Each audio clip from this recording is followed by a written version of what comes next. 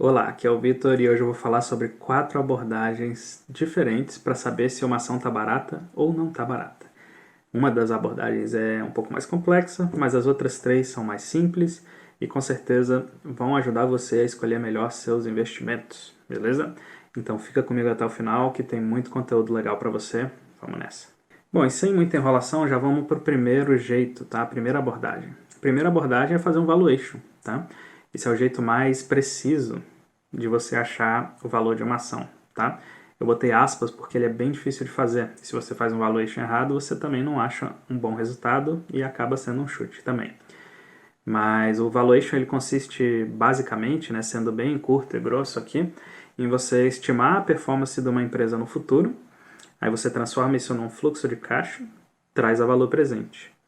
E aí você compara. Se o valor presente for bem maior do que o preço da ação, quer dizer que essa empresa está barata. Se o valor presente for menor do que o preço da ação, quer dizer que essa ação está cara. Bom, e só por essa explicação bem simplista, eu já tenho certeza que você já viu que o negócio não é muito simples. Imagina você estimar qual vai ser o lucro da empresa esse ano, já é algo difícil. Então pensa aí em estimar o lucro dessa empresa para daqui 5 ou 10 anos, né? É muito difícil mesmo. Mas quem faz um bom valuation se propõe a responder exatamente esse tipo de pergunta. Na verdade, essa atividade é tão difícil que até os profissionais ficam para trás, tá? A maioria dos gestores de fundos ativos, eles têm uma performance pior do que o próprio benchmark. Ou seja, o gestor, que é um cara certificado, qualificado, estudou, vive para isso, faz isso o dia inteiro, está lá olhando o mercado todo dia, ele não consegue bater o benchmark, né? Que seria o Ibovespa ou o CDI, a depender do tipo de fundo. Então dá para ver que essa tarefa é muito, muito difícil mesmo para os profissionais. Bom, em compensação, nós temos gestores que são muito bons nisso, né, e que fizeram carreira em um grande nome nisso. Um exemplo é o Warren Buffett, que é talvez o investidor mais famoso que tenha por aí.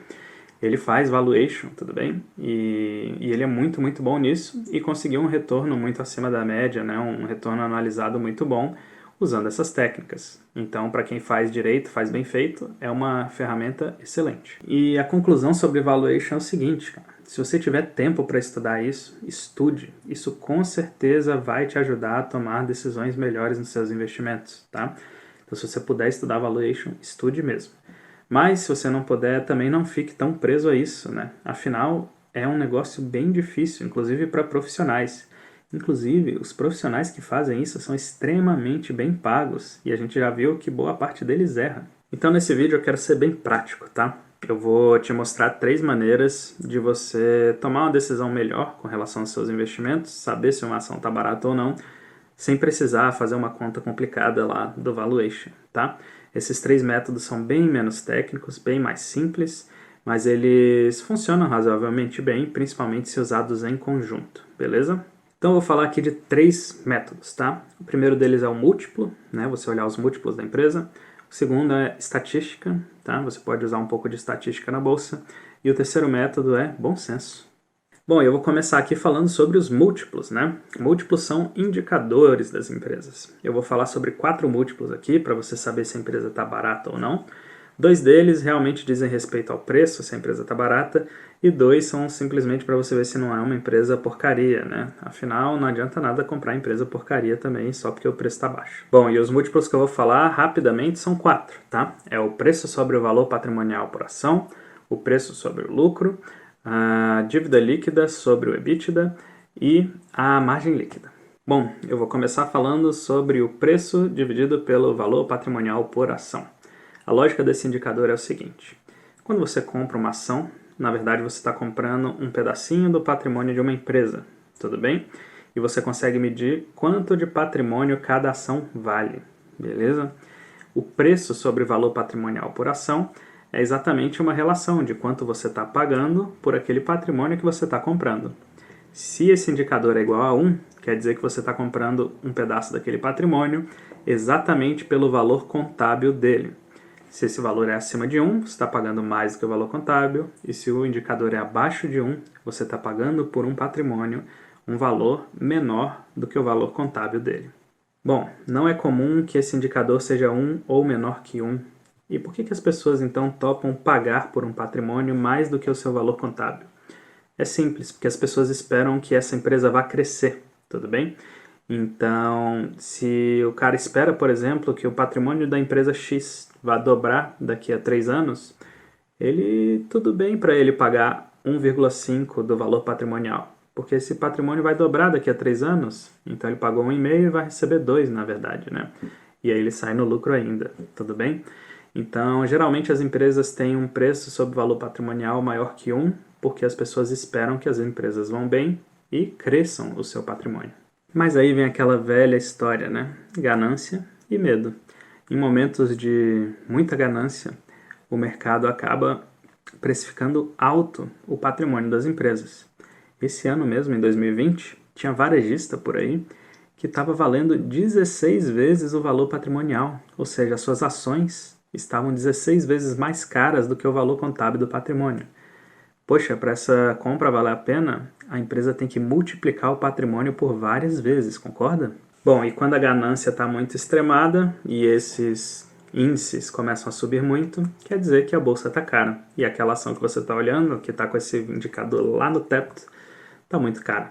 Bom, já em momentos de medo extremo, o mercado começa a precificar que as empresas vão começar a ter muitos prejuízos e o seu patrimônio será diminuído. Por isso, o preço sobre o valor patrimonial acaba ficando negativo por um tempo. Quando esse medo é muito extremo, daí começam a surgir as oportunidades de empresas boas a preços baratos, às vezes até menor do que o preço contábil. O segundo múltiplo que eu quero falar para você é o PL. Bom, o PL, ele compara o preço da ação com o lucro por ação. Se você pegar o lucro da empresa e dividir lá pela quantidade de ações, você consegue achar quanto do lucro é equivalente a cada pedacinho daquele patrimônio que você comprou, beleza? E como o lucro, ele só tem dois caminhos, né, dentro de uma empresa. Ou esse lucro é incorporado lá no balanço da empresa, vira patrimônio, enfim, ou então ele é distribuído para você como dividendo, tá? Então, por causa disso, desses dois caminhos do lucro, o PL pode ser entendido como o payback desse seu investimento, ou seja, em quanto tempo esse dinheiro que você investiu lá na ação vai voltar para você. Isso quer dizer que se o preço sobre lucro é de 10, vai demorar mais ou menos 10 anos para esse investimento se pagar, tudo bem? Ou seja, para o dinheiro que você investiu voltar para você. Isso se o lucro se mantiver o mesmo ao longo do tempo. Olha, tem uma coisa que eu vejo muito pouca gente falar sobre o uso conjunto desses dois indicadores, o preço sobre lucro e o preço sobre valor patrimonial. Mas se eu for falar isso aqui agora, vai ficar muito grande, eu ainda tenho muita coisa para falar nesse vídeo aqui, tá? Então eu vou fazer o seguinte, eu vou mandar um áudio lá no meu grupo do Telegram explicando esse uso conjunto. Para entrar lá no canal do Telegram, basta você clicar no link que vai estar aqui no primeiro comentário desse vídeo. O canal é gratuito e é um jeito legal de eu gerar conteúdo lá diariamente e ter um contato mais próximo com vocês. Então eu te espero lá do lado de dentro. Bom, os outros dois indicadores dizem mais sobre a qualidade da empresa do que o fato dela estar barata ou não, tá? São a dívida líquida sobre a EBITDA e a margem líquida. Então vamos falar deles um pouquinho rapidamente aqui. A dívida líquida sobre a EBITDA mostra quantos anos de EBITDA, que é como se fosse um lucro operacional ali, são necessários para a empresa poder pagar a própria dívida. Se esse número é muito grande, quer dizer que a empresa está muito endividada e isso vai prejudicar as operações dela. Então é mais arriscado investir nesse tipo de empresa. Já se esse número é bem pequeno, quer dizer que a empresa não está enforcada com bancos e dívidas que ela não consegue pagar. Pelo contrário, rapidamente, com um ano ou dois, ela consegue quitar as dívidas dela. Isso é um excelente sinal. Então, combinado com os outros sinais de preço, fica uma boa configuração para você pensar em comprar uma ação assim. O outro indicador é a margem líquida. A margem líquida mostra quanto a empresa tem que faturar para poder gerar aquele lucro dela, tá?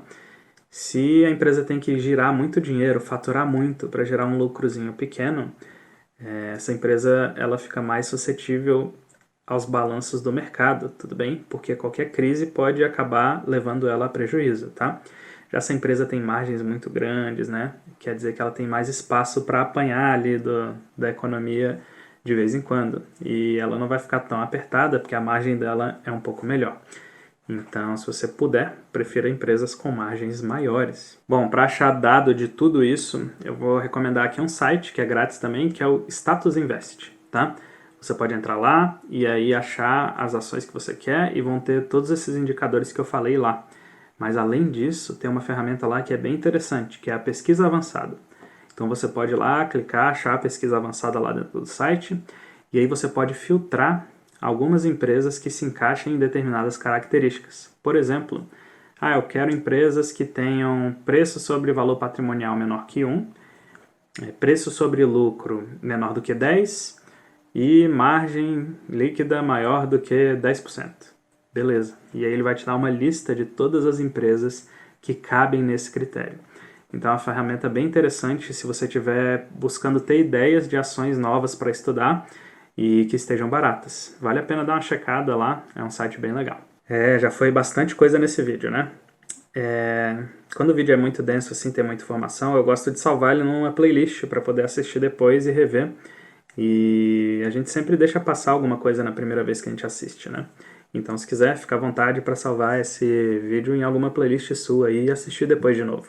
Então já foram duas abordagens, valuation e agora a segunda, múltiplos. E agora a gente vai falar sobre estatística e sobre bom senso. E eu vou começar pela estatística, porque o bom senso você vai ter que usar em conjunto com todas essas outras abordagens que eu falei aqui. Então vamos falar de estatística agora.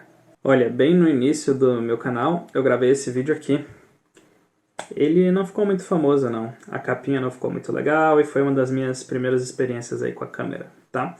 Mas o conteúdo dele tá bem legal.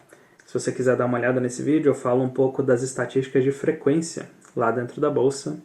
É um conteúdo legal, vale a pena conferir. Nesse vídeo lá, uma das coisas que eu falo é que a bolsa ficou mais ou menos 2% dos dias distante 50% ou mais do seu último topo histórico, tá? Esse é um dado bem interessante, né? E no caso desse vídeo eu peguei dados desde 2001, se não me engano, tá? Então, isso é uma coisa para ter na cabeça. Se a bolsa já caiu 50%, você sabe que esse é um daqueles 2% dos dias em que isso acontece. Então, fica aí um critério para você decidir se compra ou não. Às vezes é legal aproveitar esses dias raros da bolsa, né, dentro dos 2% apenas, para fazer as compras, né? Mas vale lembrar que isso não é um método perfeito, tá? Então vai ficar para você aí decidir. Mas concorda comigo que se a bolsa já caiu 50%, o seu risco comprando bolsa é muito menor do que se ela tivesse lá no topo histórico? Faz sentido, não faz? Depois de uma grande queda, o seu risco acaba diminuindo. A não ser que todas as empresas vão começar a falir uma atrás da outra, né? Tem uma outra operação que também funciona estatisticamente, que é vender prêmios de opções, tá? Eu gravei esse vídeo aqui, é bem legal, dá para vocês checarem lá. E nesse vídeo eu mostro um estudo de 30 anos feito lá nos Estados Unidos, mostrando a performance de estratégias vendedoras de opções contra o SP500. Ou seja, a grosso modo ali contra um buy and hold, né? Vale a pena checar, esse vídeo tá bem legal também. Vou deixar o link para ele aqui também embaixo, assim como o do último vídeo que eu citei. E olha, infelizmente, eu não conheço nenhum site que me dê dados mastigadinhos, estatísticos da bolsa, né? Assim como você tem os múltiplos, por exemplo. Os dados que eu tenho, ou eu fiz no Excel, as contas mesmo, ou então eu peguei de estudos, né, do exterior e até de alguns autores brasileiros de vez em quando. Se você conhece alguma ferramenta dessa, eu ia adorar conhecer também. Então, comenta aqui embaixo se você sabe o nome de alguma ferramenta estatística aí que mostra dados estatísticos da bolsa pra gente poder brincar lá. Vai ser bem legal. Bom, eu acho que eu nunca contei isso nesse canal aqui, mas já que a gente está falando de estatística, eu vou contar essa história. Eu dediquei um tempo da minha vida, no ano passado, uns 3 meses assim, para tentar fazer um robô de investimento. Foi uma experiência muito legal, tive que aprender a programar, foi bem pegado, assim, estudei bastante. E acabei fazendo um, né? Eu testei várias teses de investimento, lógico que não eram teses super elaboradas, né? Afinal, não sou nenhum profissional, não sei programar bem, nem nada assim. Mas testei algumas, e a única que pareceu funcionar bem foi o retorno a médio. Bom, isso quer dizer que a única coisa que eu consegui concluir com os dados que eu tinha lá era que o retorno à média era uma estratégia que tinha alguma consistência, funcionava para vários tipos de parâmetros, né? E também se encaixava bem nos backtests lá e tudo mais. Eu estudei bastante como fazer um backtest, então foi uma experiência bem legal. Mas aparentemente isso quer dizer que o mercado exagera muito para cima e depois exagera muito para baixo. Mas no final das contas, ele acaba retornando à média. Bom, então já foi a terceira abordagem aí, né, que é essa parte estatística, quantitativa e tudo mais, né? Então vamos falar sobre a quarta parte, que é a abordagem do bom senso. Bom, o bom senso, quando ele é combinado com essas outras ferramentas, ele quase sempre acerta, tá? Você vai usar o bom senso no mercado para desconfiar dos preços, tudo bem?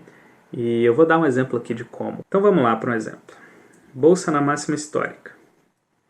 Você acha que é uma boa hora para comprar uma ação que tem o preço sobre valor patrimonial de 20 vezes?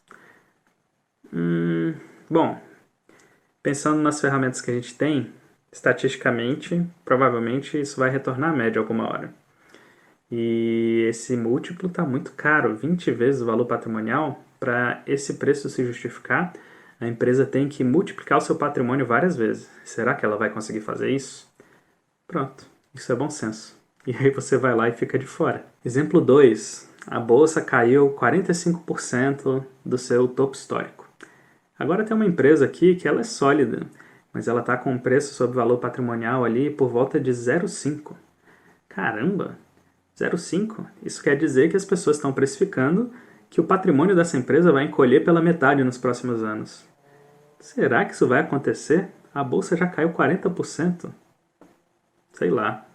Vamos checar o resto dos múltiplos dessa empresa. Vamos ver se ela tem dívida. Vamos ver se o lucro dela é ok. Vamos ver se ela tem uma história boa, se ela vai sobreviver à crise. Caramba, vai sobreviver à crise. Cara, então talvez seja uma boa hora para comprar. Pronto, você usou o bom senso de novo, combinado com todas essas coisas que eu falei aqui. Você acabou de comprar uma empresa por 50% do valor contábil que ela vale efetivamente. Bom, pode ser um bom negócio ou não no futuro, mas o seu risco já é bem menor do que se você tivesse entrado há pouco tempo na máxima histórica, por exemplo. Pessoal, além de todos os links que eu falei que ia deixar aqui, canal do Telegram, link dos vídeos que eu citei, eu também vou deixar um link aqui para um canal novo que eu comecei, que é um canal que eu falo mais de uma visão estratégica do mercado, da vida, e não uma visão técnica. Aqui no canal Igor Educação, os vídeos são muito mais técnicos do que estratégicos. Então, se você quiser conferir esse outro canal, eu vou deixar o link aqui também para você se inscrever lá embaixo e eu vou começar a alimentar ele com bastante vídeo daqui para frente também. Então, se você quer me ver lá também e quer aprender lá também, então se inscreva lá e eu te espero lá e também no próximo vídeo aqui e no canal do Telegram e em todo lugar que a gente puder conversar, beleza? Foi um prazer para mim gravar esse vídeo para você, eu espero que você tenha gostado. Comenta aqui embaixo, vamos trocar uma ideia e é isso, até o próximo vídeo, até o próximo canal que a gente se encontrar. Grande abraço.